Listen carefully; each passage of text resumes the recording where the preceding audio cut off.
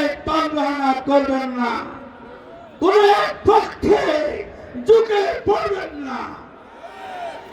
আমরা প্রধানমন্ত্রীর জানাতে চাই, আপনার কাছে আশা করেছিলাম আপনি কুমিল্লাকে বিভাগ ঘোষণা করবেন, কিন্তু কি কারণে করা হলো না জাতি জানতে চায়।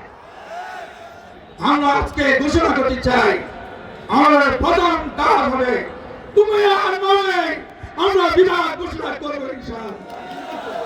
আর কুমিল্লাকে দুর্নীতিমুক্ত করবো ইনশাআল্লাহ, ধন্যবাদ মুক্ত করবো ইনশাআল্লাহ। আর টেন্ডারবাজি চলবে না, টেন্ডারবাজি চলবে না, ভোট কেন্দ্র দখল করতে দেওয়া হবে। আমরা কারো চোখ আমরা ভয় করি না, আমরা ভয় করি এক আল্লাহকে।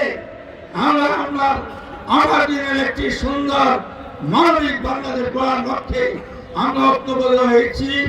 এনসিপিকে সাথে নিয়ে, 11 দলকে সাথে নিয়ে আগামীতে একটি সুন্দর মানবিক বাংলাদেশ, একটি আধুনিক কুমিল্লা, একটি মডেল কুমিল্লায় রূপান্তরিত করবে ইনশাআল্লাহ।